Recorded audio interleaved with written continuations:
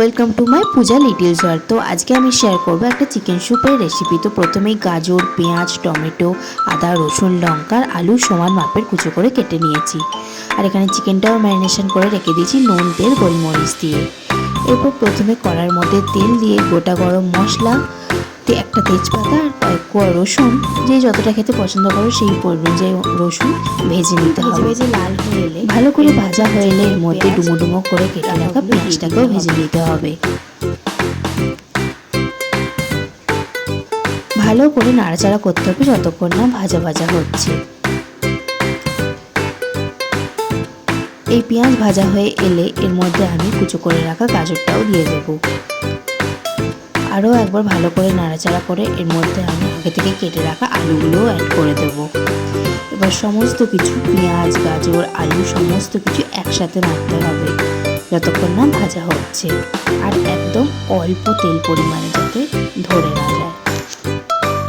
এবার এটাকে ভালো করে ভাজতে দেওয়ার জন্য এটাকে আমি মুখটা ঢাকা দিয়ে দেবো।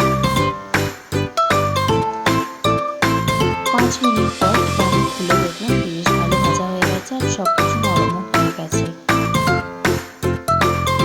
তো এটাকে এবার আমি থালায় তুলে রাখবো, যেহেতু চিকেনটাকে ম্যারিনেশন করতে দিয়েছি চিকেনটাকে আবার ভেজে নেবো।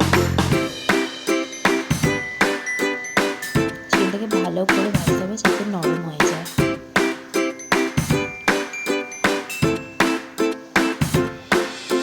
তারপর চিকেনের মধ্যে টমেটো কুচি করে রাখা আর কাঁচা লঙ্কাটাও দিয়ে দেবো। এবার একসাথে ভালো করে নাড়তে হবে। এবার পরিমাণ মতো জল দিতে হবে, শুধু যতটা তোমাদের লাগবে। এরপর আগে থেকে ভেজে রাখা সবজিগুলো এর মধ্যে অ্যাড করে দিতে হবে।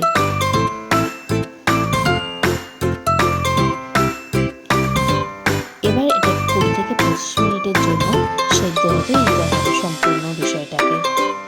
ব্যাস, আমার 20 থেকে 25 মিনিট হয়ে গেছে আর এই যে সব গলেও গেছে আর ভীষণ ভালো হয়ে গেছে।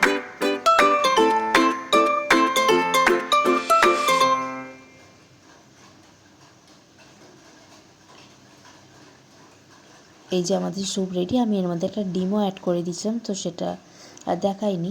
ব্যাস, এই যে আমাদের স্যুপ রেডি। গরম গরম স্যুপ কে কে খেতে পছন্দ করো অবশ্যই আমাকে কমেন্টে জানিও। দেখা হবে নেক্সট কোনো রান্নার ভিডিও নিয়ে। বাই।